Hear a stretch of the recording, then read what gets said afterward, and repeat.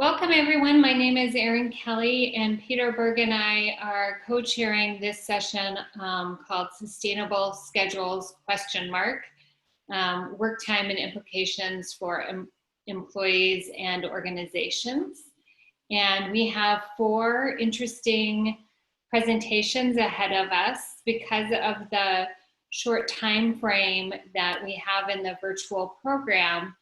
We have asked each of the presenters to spend just 10 minutes introducing us to their paper and their project. And we're going to move through them in the order in the program. I have the bios up here. We have a great crew, but I'm not going to spend any of our precious time going over their bios. In terms of questions, we're going to ask that you hold them until the end. You can either use the blue raise hand function, and I believe it'll put the questions, it'll put my participants list in order of who raised a question first, or you can type the question into the chat box, but we're not gonna address the audience questions until we've heard from all 4 presentations. I'm gonna switch my sharing now to the first talk, which is going to be presented by Amit Kramer. Let me just find, sorry, here we are. Can everyone see this? Okay. And Amit, I'm gonna start the 10 minutes and feel free to tell me to advance if I'm not moving fast enough. Thank you, Erin, and thank you, Peter, for organizing this session, and thank you, everybody, for showing up. I see we have 32 participants. So that's amazing. I'll start because my 10 minutes will run fast. So this paper is co-authored with Sunjin, Park, Inli, and Ki-Jung Kim, who I believe is also attending this session. And I'll give you a little background about it. It started when Sunjin Park, who was a former student of mine, came to me and told me, you always study how long work hours are bad for people, bad for their health, bad for their well-being, bad for how they feel about things. Why don't you study, and there's a lot of literature about positive aspects of work. And if you work more, maybe you'll get more positive. And I said, I personally am doubtful, but let's see. And that's how we started this project of studying both positive and negative effects of well-being. So maybe we can move to the next one. Thank you. So from the literature, you can see that working hours I mean paid work have both detrimental and beneficial consequences for employees. But researchers mostly focus on the dark side of working hours. Although in recent years, there's a lot of research about calling of work and how work can enrich one's life and other positive aspects of work. And you can assume that if you work longer hours, you'll get more of the positive. My co-author also studied workaholism, and one of the things he's interested about it in workaholism is that why people want to work more. So we decided to examine this meta-analytically and take a very broad view on 2 well-being outcomes: work-family conflict and work-family enrichment. Those outcomes, and see do they operate in parallel. And we do find support, that's the bottom line, for parallel paths, although it seems that the negative path is stronger than the positive path. So overall, long work hours can bring some positive, but mostly negative, or more strongly negative aspects. Okay, next please.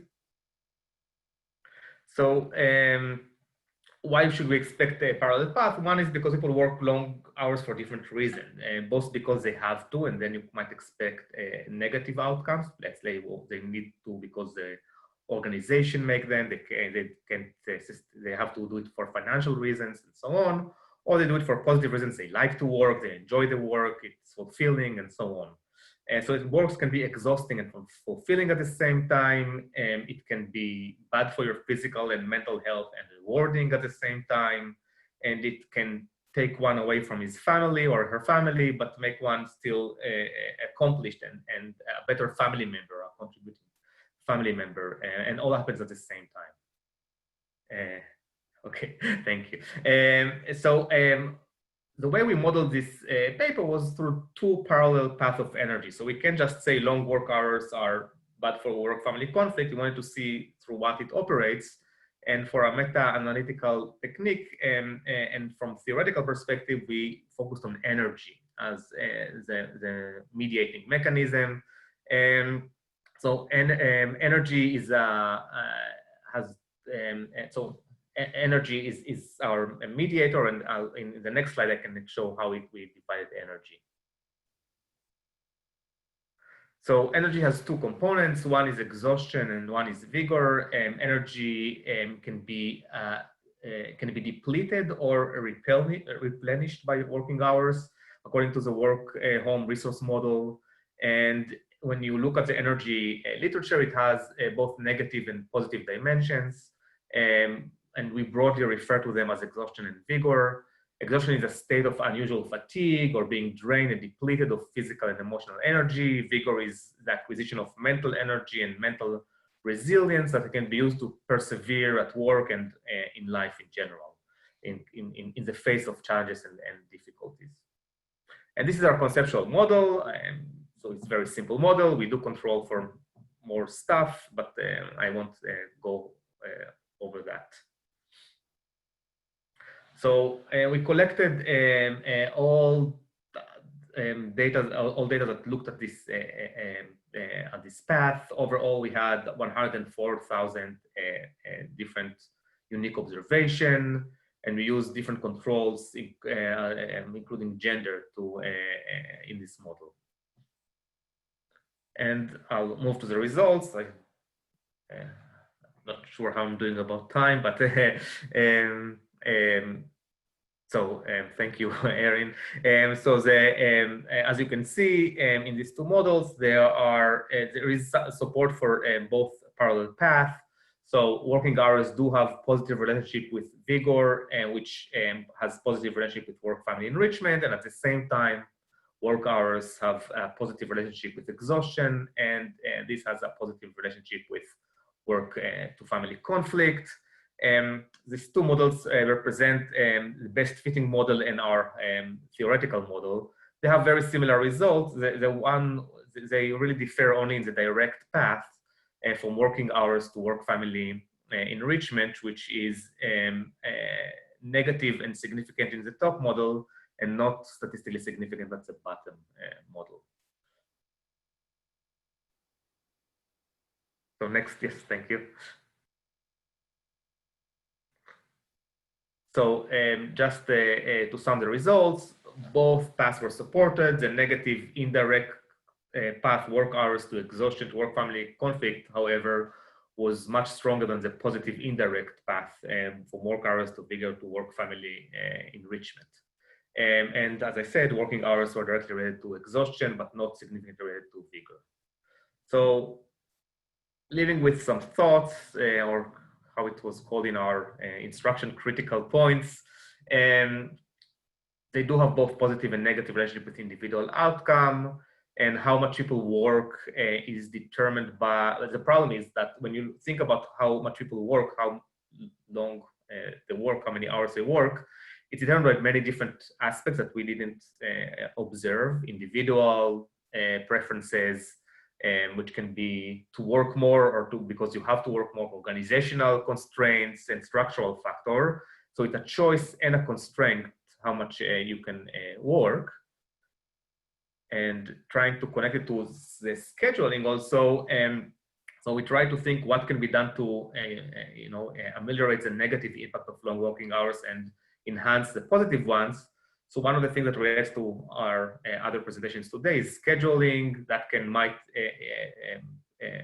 reduce the negative effect of long working hours, job design, HR policies, of course, and training supervisors to be more accommodating to employees, and finally legislation around long working hours. So I'll stop here. Thank you all. Thank you so much. And that was under 8 minutes, which is amazing. I see some people are putting some questions in the chat. I jotted some down myself, and we will come back to that. Thank you, Amit. Let me figure out how to switch to the next presenter. And I know this is not in full slide, but just so I don't have to stop the sharing and then restart it, which can sometimes be iffy. I'm going with this method. All right, Kristen, we'd love to hear from you. Thank you. I'm so pleased to be part of this panel. Thanks so much for organizing it and for being here. This paper is co-authored with Danny Schneider and Rebecca Wolfe, and in it we draw on survey data we collected as part of the SHIFT project to study how work schedules, and in particular, schedules that are unstable and unpredictable, are related to sleep quality. And in contrast to the talk we just heard from Amit, we'll be focusing on the service sector where underemployment is a much bigger problem than the overemployment or the long hours. To give some brief context, the nature of work has changed a great deal, and workers now bear a greater share of the risk of the ups and downs of doing business. So for example, many workers are paid by the hour and not guaranteed full-time work. So when business is slow, workers might not get paid. A lot of research is focused on non-standard work schedules like night shifts and the toll they take on sleep and on workers and families more generally. But a lot less attention has been paid to schedules that are unstable and unpredictable, fluctuating from day to day and from week to week with little input from workers themselves. And these schedules have become quite common in an era of technology with workforce management systems that are designed to minimize labor costs. And these scheduling practices, very common in the service sector, are sometimes referred to as just-in-time scheduling to reflect that schedules are often assigned or changed at the very last minute. And we know from research and maybe from firsthand personal experience that sleep is crucially important for a wide range of health outcomes. And non-standard shifts, like regular night shifts, are not surprisingly associated with worse sleep. And shift work is also a culprit in worse sleep outcomes. And we aim to complement this research by focusing on workers in the service sector and really zooming in on the chronic instability and unpredictability of work schedules in this sector. And our expectation is that it's not just working regular shifts, even night shifts, that matters for sleep, but beyond that, chronic instability, chronic ups and downs and changes to schedules could also be an impediment to healthy sleep. And the service sector where we're focused employs a non-trivial share of the US workforce, about 17% of workers. And the service sector is also a site of policy action. Several cities and one state have passed Fair Workweek legislation. We'll hear about this from other panelists, and I'll also touch on this briefly towards the end. But this legislation aims to rein in some of that chronic instability. And so all of this makes the service sector a strategic site to study how chronic instability in work schedules affects sleep. But no large-scale national data sources exist that capture both these kinds of unstable scheduling conditions and also sleep and other health outcomes. The NLSY comes closest, but has a relatively small sample of service sector workers and doesn't measure some key dimensions of schedule instability. So to fill a gap in existing data, the SHIFT project uses targeted advertisements on Facebook and Instagram. And these ads are targeted to workers who are employed at one of about 150 large retail or food service firms. And workers will see an ad like this one, and we target it to workers who hopefully look a little like them. We try to match the uniforms and the workplace appearance, and we always name the employer in the advertisement, inviting them to complete a survey. Those who click on the ad are taken to a Qualtrics survey, which hopefully they complete. And this survey takes about 20 minutes. Workers are offered a lottery incentive. And over the past 4 years, we've gathered data this way from over 100,000 workers employed at 150 large companies. And this is a non-probability sample, and I'm sure many of you have questions or concerns about a sample like this. And I don't have time to get into all the details on how we address potential bias, but I do list at the bottom a paper in Sociological Methods and Research that gets into more of the details on the method and how we do try to address potential biases. The middle of this slide gives you a quick glimpse at what the survey looks like if you take it on a phone. You can also take it on a PC or tablet. And on the right, it gives you a snapshot of just some examples of the types of companies that are represented in our data. The SHIFT project, the broader project on which this paper is based, includes national data that I'll draw on today, but also some oversamples in cities that have passed secure scheduling or fair workweek legislation so that we can do city evaluations. And we also have the ability to link particular employers and employees. We've got matched data.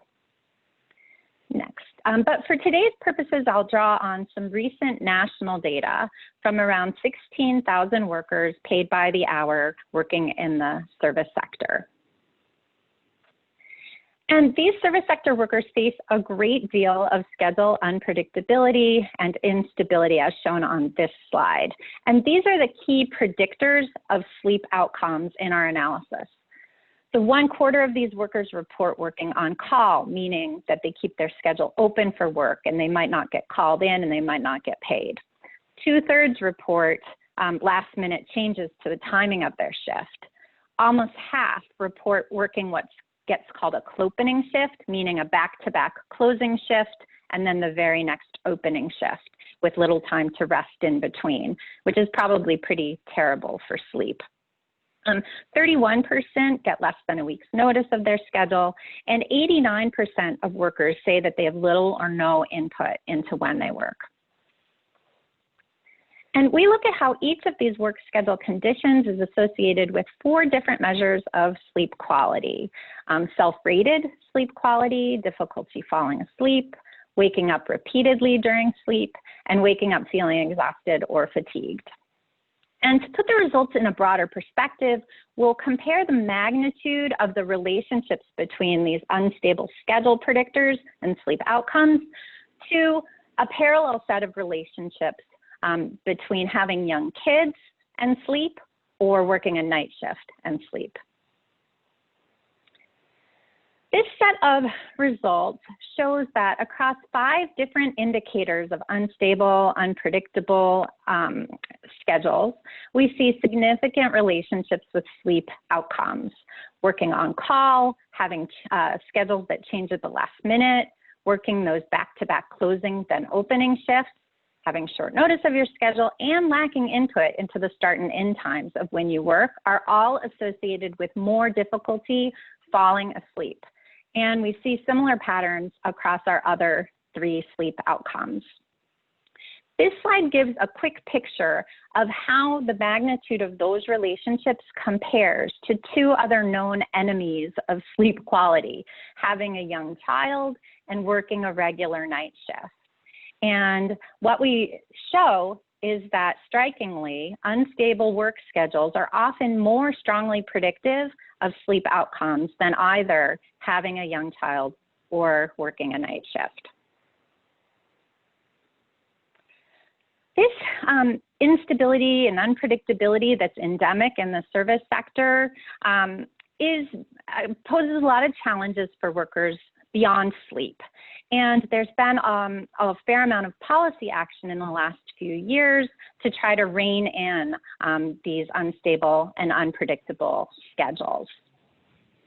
And we have some evidence that these Fair Workweek laws are working. In other shift project research, we evaluate Seattle's secure scheduling ordinance and show that over a short-term follow-up period, the law did increase the amount of notice that workers received and also increased the amount of compensation they got when their schedule was adjusted at the last minute.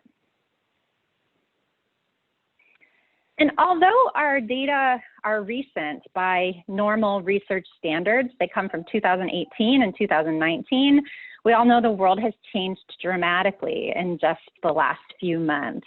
And we now face a real crossroads where some cities are hitting pause on their Fair Workweek legislation, and we may be entering an era of retrenchment where we see a loss of some recent gains towards greater schedule predictability. But at the same time, we've also seen a heightened appreciation and awareness of the value of work performed by essential service sector workers, accompanied by some calls for a better deal for these workers going forward. So it will be important, I think, for all of us to continue to monitor job quality conditions and also to draw lessons from research about the costs of unstable and unpredictable schedules. I will end by thanking our team and funders, and I look forward to the discussion. Thanks. Great. Thank you, Kristen, for keeping us on track and for that really interesting paper as well. I'm now going to turn it over to Alex Kowalski to share some research on the warehouse sector. Okay, so today we're going to show you what schedules look like inside the warehousing industry. And this is part of a larger project in which we're trying to give workers more control over their schedules. I want to mention that because we have a fairly short bit of time today, I'm not going to be able to provide that much context. But what I'm presenting does come from administrative data, yet our knowledge of warehousing is really grounded in field work that includes a lot of interviews and site visits. I also want to offer the caveat that this material is very fresh.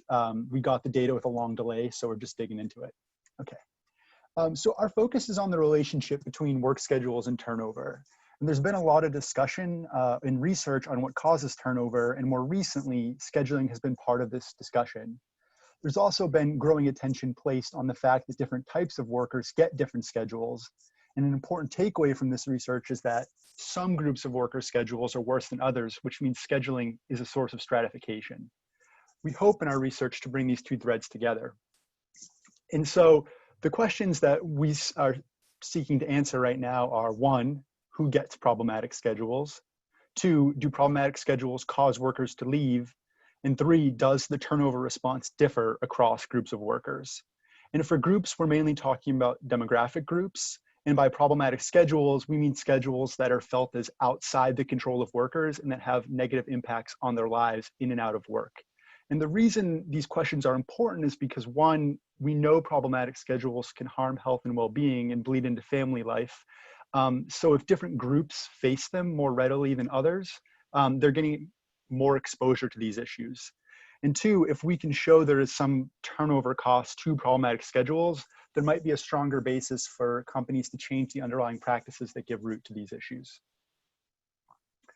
And so we're going to answer these questions using administrative data, as I mentioned, so that we can see exactly the kind of schedule that someone had. And we're going to link it to HR records to see when and why they quit. All of this data comes from a large retail company, which we're calling Sigma, that runs warehouses across the US. These warehouses are called fulfillment centers, which means they send goods to people and businesses rather than stores. And there are about 26 of them. The jobs here are involved in some part of the process of either shelving goods from suppliers or packaging them to send to customers. They're generally pretty physical jobs. And in terms of the big picture, I just want to point out that warehousing is a really interesting site of study right now. 1, it's growing, especially with all the pandemic-related supply chain issues and at-home delivery demand. And it's also receiving a lot of attention from policymakers and advocates as scheduling legislation expands into other industries outside of retail. So there's about 5,000 workers inside these Sigma warehouses. This skews towards full-time employment and towards male workers, though the share of male workers is actually lower at Sigma than in the industry overall. Sigma also employs a disproportionate number of people of color, but that's the case for the industry as a whole. Okay, so what do schedules look like inside Sigma? Next slide. Yeah, so part of what we're trying to do with our research is to provide some kind of descriptive evidence at first, because there really isn't great publicly available data on this industry. And so here's the big picture. First, Sigma fulfillment centers are a 24-hour operation, but most work happens Monday through Friday on a set shift. And workers can expect to spend around 7.5 hours each day on the job. These are full-time workers, and I'll talk about full-time workers in a second more. But we'll see that these hours are not distributed evenly. So this figure shows the schedule of a randomly selected picker, which is the most common job, who starts work at noon and works until around 10:30 p.m. It should prompt us to start thinking about long, non-standard, and variable hours. Let me walk you through it so you can take away a few things. First, you'll notice that the start time is very consistent, but the end time jumps around a lot. So the red points indicate the start of the day, and the green points indicate the end. The dashed lines represent the average start and stop time. So those dashed lines kind of go straight through the start times, but you'll see the end times jump all around. Second, shifts are often longer than 8 hours. So workers sign up for an 8-hour shift, but a shift that was 8 hours in length would only go to the second dotted line. So in fact, most of the end times actually fall above this line. And finally, notice that about 1/3 of this person's workday falls into non-standard territory after 6 p.m. So we can map the issues presented by this graph onto Lambert and Henley's precarious schedules framework. I'll contrast what we see in warehousing with retail, which has received a lot of scrutiny. So first, the problem at Sigma corresponds to too many hours rather than too few. This problem is a daily one. Workers aren't as concerned with getting 40 hours as they are with a single day being particularly long, getting in the way of their life outside of work. Non-standard timing is common here. And then 3, the predictability issue centers largely on when a worker will get off that day rather than whether she will have work or on what days she will have work. We don't look at schedule control because workers here frankly don't have control, and giving it to them is part of our larger project. And I'll also add that we're restricting our focus right now to full-time workers because they face the biggest challenge with the number of hours being too long because of mandatory overtime, which means they can't say no to more work.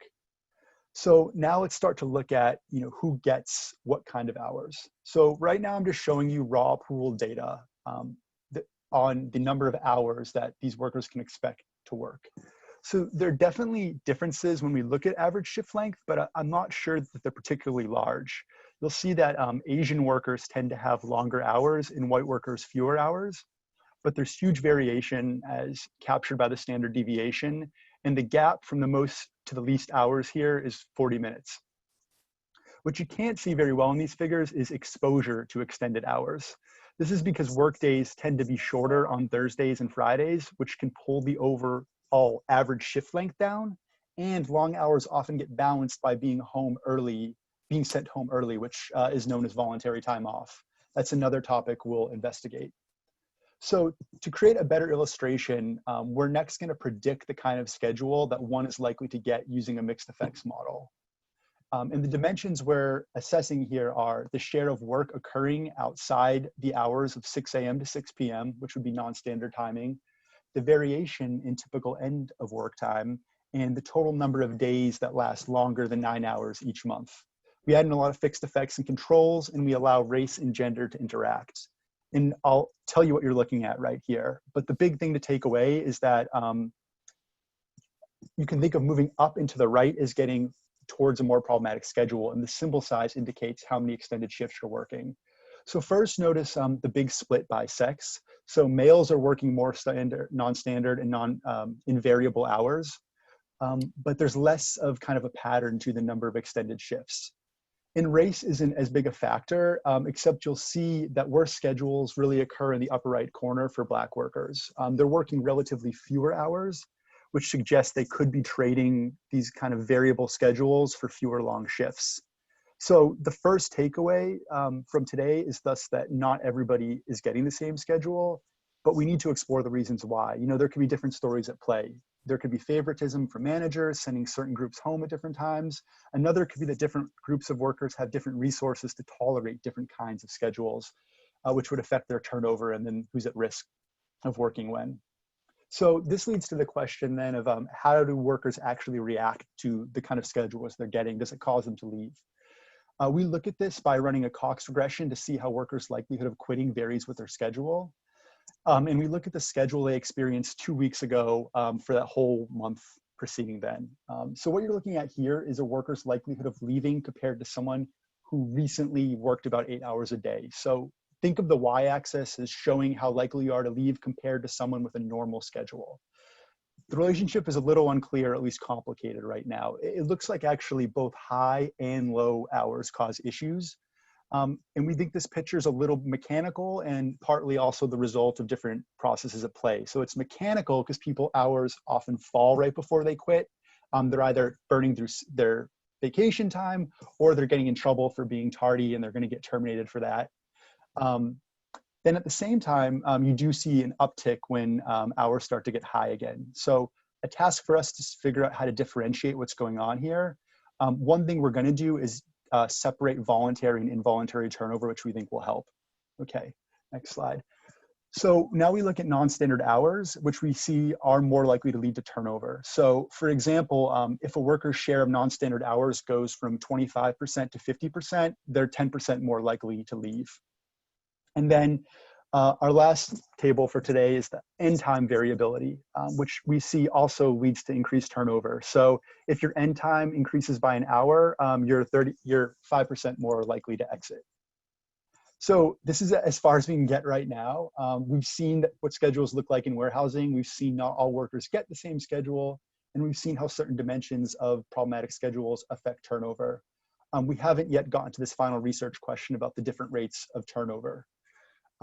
There are some things I'd like to add to the model, but I'll just go now to the last slide, skip over these and just say, you know, this is part of a larger project really showing the cost of turnover, but we want to ultimately show that it's really possible to give workers more control over a situation characterized by problematic schedules.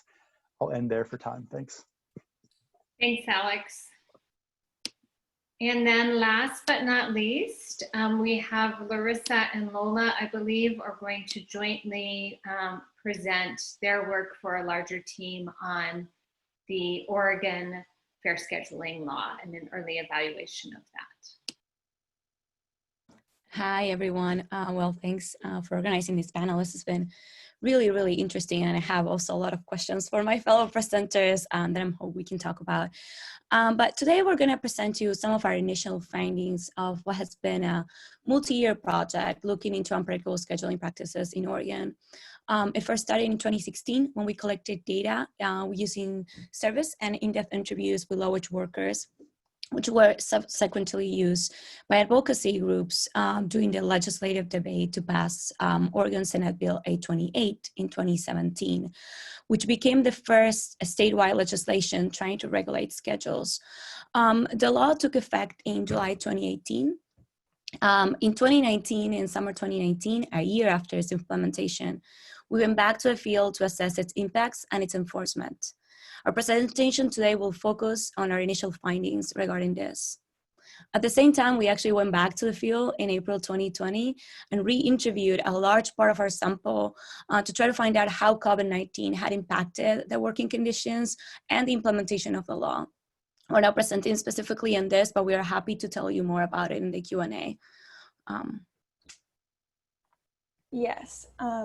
So as we heard Kristen kind of explain, with the advent of just-in-time scheduling technology and practices, jobs in retail and other similar sectors generally generally schedule workers' hours based on incremental responses to customer traffic.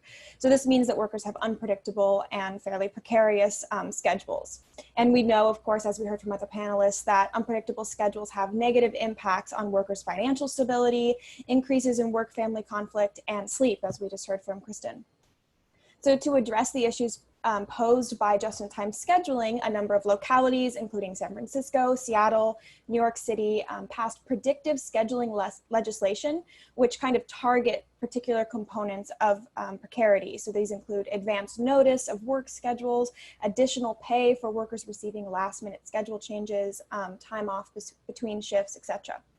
So Oregon's legislation, called SB 828, covers nearly 200,000 workers in the state of Oregon.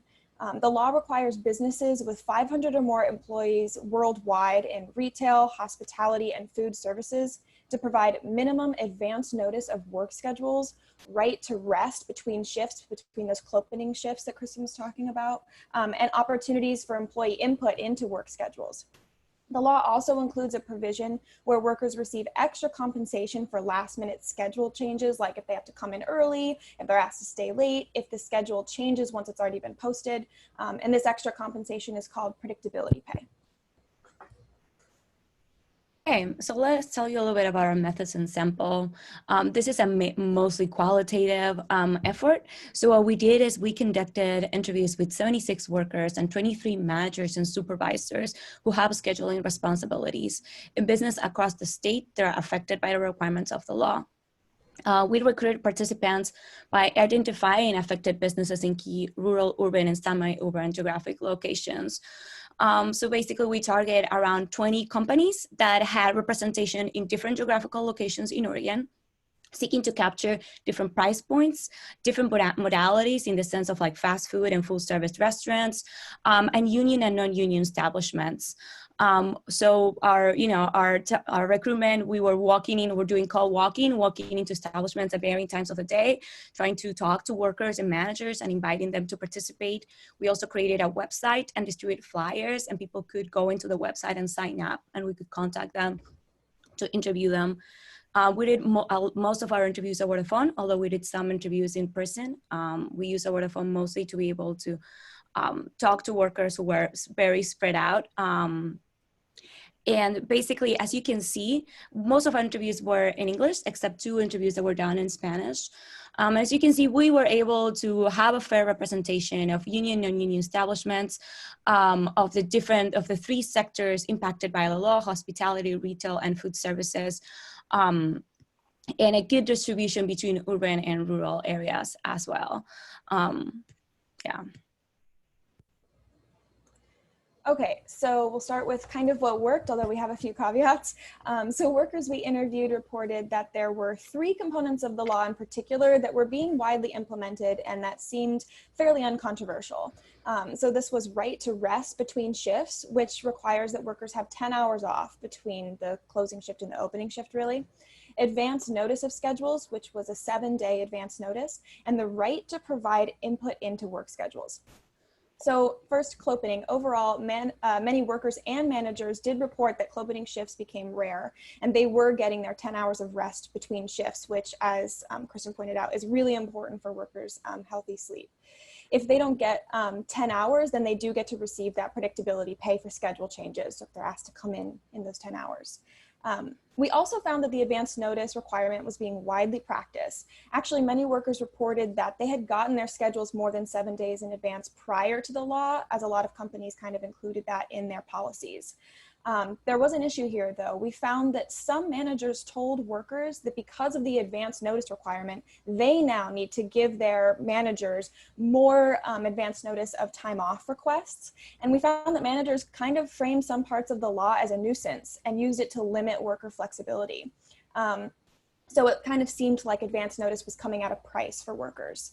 Other managers noted that the law's requirement to provide advance notice did improve scheduling planning for them and that was a positive. We found right to provide input was fairly uncontroversial, but we think it was uncontroversial because the law actually does not require the managers to honor the workers' requests. So this means that many managers still rely on favoritism when considering worker input. So the way right to input is included in the law doesn't actually minimize how scheduling impacts stratification, as Alexander discussed. Yeah, so now building on what Larissa said, let's talk about some of the challenges. So while we find that workers appreciate the advance notice, the law has not addressed all the ways in which workers are still experiencing last minute scheduling. So one of the first things that I want to focus on is understaffing, right? So what we heard both from managers and from workers is that the frequent, and last minute changes in retail, food services, and hospitality are often the result of this constant reduction of labor costs, with bills and systematic understaffing, which then constrains managers' ability to deal with unanticipated changes that we know still happen, right? The law has no provisions related to staffing. The other piece is that most of the workers that we talk to are still receiving inadequate hours or are doing underwork, right? So because workers' hours are still inadequate, many rely on these last minute shifts to get enough hours and earn enough money.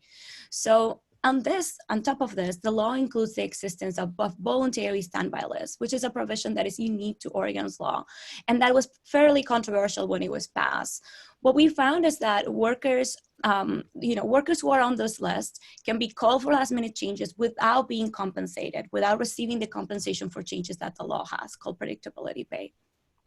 So start for hours, and usually with little knowledge of what signing to be on the list implies, workers are overwhelming on this list. So thus their schedules continue to be unpredictable and they're not compensated for these changes.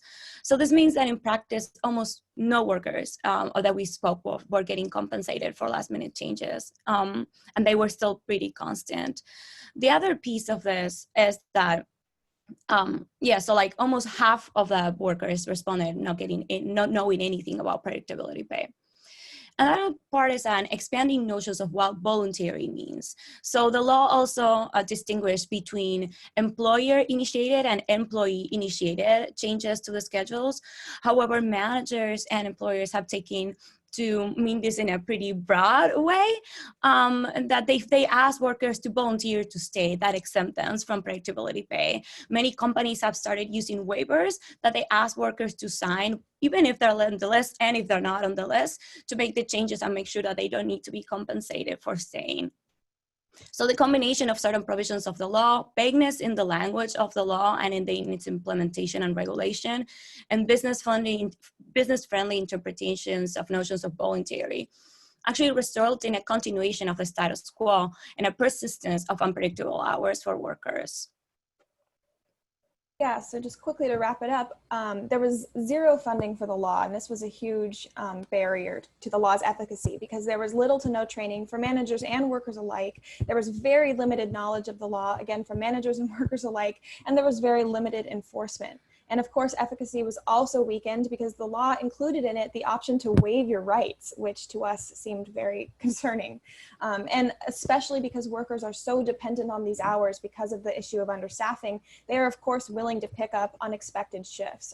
So without some kind of minimum guaranteed hours, better funding for implementation and training, we worry about the efficacy of these kinds of laws.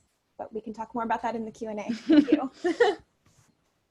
Great tag teaming, fascinating work. Thank you very much. Thank you all of the speakers for really sticking very, very close to time.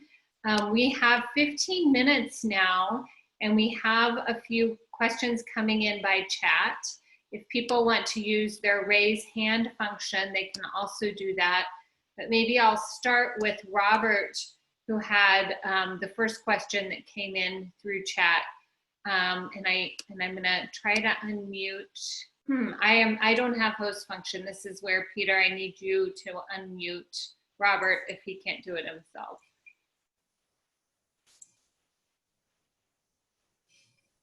Okay. Well, my basic question.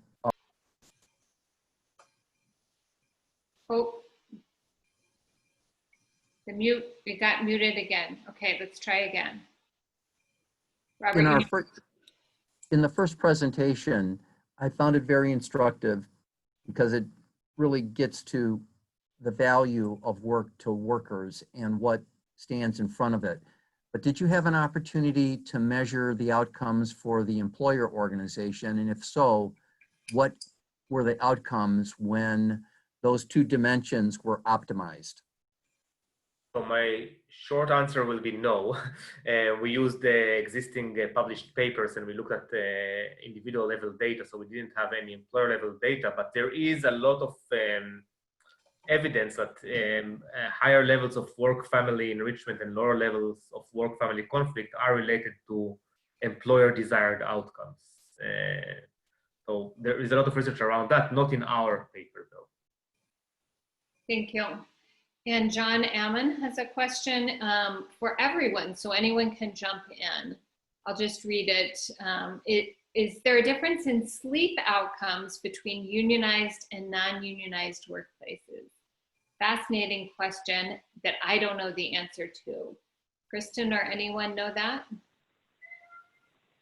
It is a fascinating question, and it's something that we could look at. And so I'm glad that it was raised.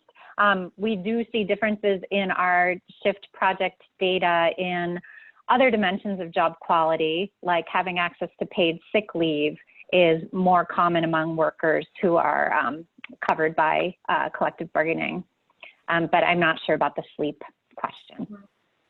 One of many questions where the lack of, we have health data and we have some labor market and organizational data, and we have very few data sources in the US that integrate those two, which is part of why the SHIFT project is so valuable.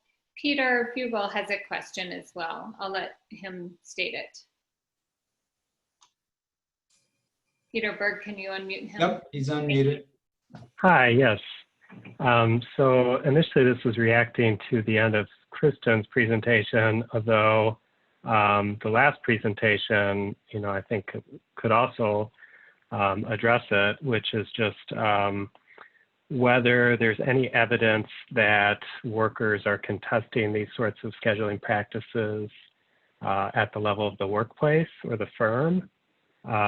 We've seen this kind of protective labor legislation as the primary regulatory response. And I just worry that without a lot of worker engagement or even awareness of these standards, that they're more vulnerable to being watered down or evaded, as the last presentation suggested is happening in Oregon. So I'll say something quickly and then pass the baton to Lola and Larissa. But from our qualitative interviews that I didn't talk about today, we really had the strong impression that workers were very disempowered, that they were very passive in the face of terrible schedules that were very much at odds with what they would have preferred. But what we heard very strongly in those interviews was that they had to have open availability. If they didn't, they wouldn't get hired. And once they had declared themselves open and available to work at any time, they really had very little recourse for clawing back at all on that. And so that's why I feel like the legislation is so important, because we can't burden workers to have to advocate individually. The other quick thing I'll say is that I think Peter's point is makes me think of it's a very important one about the enforcement of these labor standards. Fair workweek legislation to be enforced requires that there be a complaint and that there be an Office of Labor Standards that can investigate that complaint. And as hard as that was during normal times, that's going to be extremely hard during COVID times. And so I think that's one of many areas where we have to keep our eye on the ball. I'll let Lola and Larissa add. Great. Okay, yeah, I can take it. So a little bit of what I wanted to say is that, for example, what we heard from workers is that they use the legislation as a tool for fighting for their scheduling conditions, right? And this is good and bad at the same time, right? Because, for example, we spoke mostly, it was unionized workers, and this is when the union, non-union difference actually has a little bit of meaning. We overall, in the practices, we didn't find that much of a significant difference, but we did find in the information that workers have and their capacity to try to enforce it, some differences. So what we've seen is that workers tell us, well, it serves as a tool. I go to management and I try to use this law as a tool to improve, our scheduling practices at this establishment. But the issue is that because there has been some lag in Bali regulating actually some details of the law and the vagueness of the language, that it started all those debates and discussions in the workplace about what parts of the law meant, and gave a lot of room for employers to actually impose their interpretations, even if workers were using this legislation as a tool. And they were very explicit, like, this is great for us. This is a great tool because it allows us to try to conquer better practices in our workplace. But the problem was when their interpretation was contested by employers and they tried to find help from the state to, and that's when the problem started. For example, we had workers that got organized because this law wasn't being followed in the workplace, went to Bali, gathered a lot of letters, were collecting data on how their schedule is when changes, and they got just a letter to their employers asking them to, do a better job. So when you don't have actually strong teeth from the government in enforcement, even if workers are using the law to organize themselves and improve their practices, there's a lot of limitations.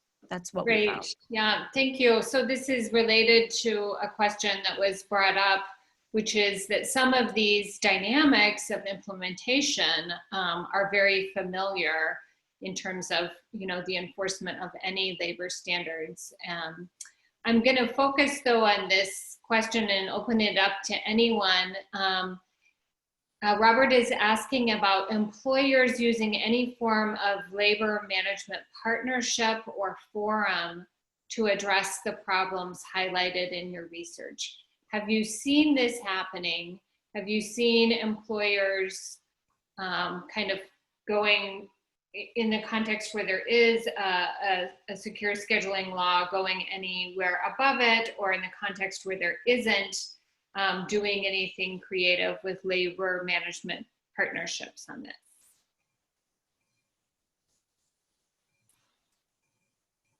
Not a lot of cases to draw on here. I guess I would say Alex and I in this project are hoping that that there's a jointly designed scheduling intervention that it both feels appropriate to the frontline workers in this setting and feels manageable to the frontline managers. We will see, right? We're in the early stages of that. Additional questions are welcome. Anyone else want to jump in response to that?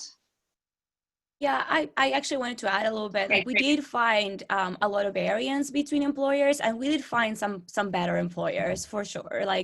And particularly, in the food service sector, we find some examples of attempts of really providing schedules with a lot of advance and actually respecting the general intent of the law, if not, So it is true that there were some of the better there's a spectrum, clearly, and that was also a little bit related to the price point and the type of companies that we were looking at. So yeah, that's just I don't want to name any companies, but a retail on the very low end with really terrible practices, and maybe a food service on the higher end with way better practices and enforcement and more creative, and going beyond giving even more advanced notice than what the law required, for sure. So yeah, happy to talk more about that. And Larissa, Yeah, just to quickly add, especially when we went back to do our interviews to see COVID responses, we found super stark differences in what companies were doing. We found the most amazing company was providing workers paid time off for average number of hours that they had worked in the last month for up to 6 weeks. completely paid time off. They had access to free mental health services. They were taking their temperatures every time they were coming into the workplace. And other companies that were really barely doing anything at all. We had one company where a worker was saying the company said they were going to regulate how many people were in the store, but really they were only regulating it to like the legal standard of how many people can be in a store at one time and nothing really extra. So yeah, we found there was really, really wide variance in company responses to COVID, especially. Great, thank you. I'm sure that was, great to be able to exploit this tragedy, and also very interesting to be in the field in April and May of this year. Other questions are very welcome. In the meantime, I have one for Amit about occupational differences in whether you were able to do the meta-analysis either by the individual occupation, I'm thinking of higher status and lower status, or lower paid jobs, or other ways, industry composition if you didn't have that individual level data. Yeah, I'm pretty sure we won't have any occupational level data, but maybe income data we can look at high and low income and look at that as a factor, but we didn't do that. Yeah, I guess this was in part thinking about, when do I work long hours versus when do the warehouse pickers work long hours? And, I work it at the time when I'm feeling vigor and high engagement in my work, and they're working it when it's not under their control and when it's physically exhausting. So it would be interesting to consider that. Yeah, I agree. To me, that's the most interesting future direction. Looking at why do employees work longer hours? Is it because there are constraints that make them work longer hours? They don't really choose to do that, or do they do it because they want to? They enjoy the work. They want to finish a project so they can take a vacation. There are many reasons. There are so many different reasons, but maybe in the future, I'll be able to categorize them into like these two broad groups of I want to do it or I have to do it. Mm-hmm. And that's related to Larissa and Lola's point that the staffing levels and the scheduling practices are intimately related, right? Peter, it looks like you're raising your hand. Yeah, I can't, as a co-host, I can't raise my hand, so I did it manually. Amit, I had a question too along those lines. I didn't see a measure of what long hours are, and just when does someone cross into the long hour range? And then of the factors that might ameliorate some of the negative effects, I also didn't see schedule control, which is kind of what we were talking about here. Erin has a lot more control over her schedule than a warehouse worker does. And so the willingness of someone with control when I work, timing, that can make a big difference in terms of how they do long hours. I don't know if you can measure those things with your data, but I was just curious about your thoughts on that. Yeah, so I'll start with the what is long hours, and we tried to model it in some iterations of the paper with a curvilinear relationship to see when we start to see the effect change, the linear effect, and we have another paper that actually looked at that, comparing Korea and the US, and in this paper we didn't find anything. I think it's because we didn't have. Well, we look at averages, so we don't have individual. It's per paper, right? Yeah.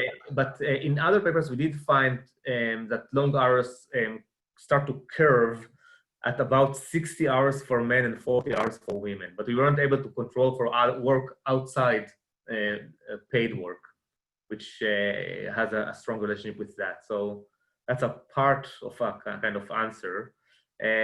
For your second question, no, we couldn't. We don't have any controls, schedule controls, and we don't have it in the data. We have just 2 minutes. Does anyone else have a burning question? It's not a burning question. Okay, good, Robert. I wasn't sure if you were unmuted on purpose. Go ahead. It's not a burning question, but as I've talked to my colleagues, both professional colleagues and those people that are just the normal working people. If you carve out those people that have become seriously ill or those people that suffer from the worst part of economic deprivation, most of those people I've talked to have seen the COVID-19 as a reset, and they've almost breathed a sigh of relief, especially because they've had an opportunity to get more sleep or to do things in their life that are separate and apart from the pressures of work. And I would be very interested with anybody who is exploring if this reset has shed some light on when we devote our time and efforts to the well-being of employees. I know I felt less pressure, even though my work completely dried up, so to speak. It's been a positive reset for me, but I haven't suffered from the illness or the horrible parts of economic deprivation. So I would be interested in anybody's views, or I would almost suggest that just as a practitioner, I'd be interested in seeing what that might show. Yeah, thank you for that question and tying us to this present moment. And, you know, what can we do as researchers, as practitioners, as citizens to push for sane and sustainable schedules and for recognition of workers' legitimate need to protect their health and safety going forward? It's an important big picture question to be reminded of. And we are at the end of our session. Thank you so much, so many of you, for being here. It was really a delight to see over 45 people on this call. Thank you. I believe we're in the same Zoom area for the next session that Peter Berg will be chairing. Thank you all to all of the presenters. This was excellent work. Great to hear about it.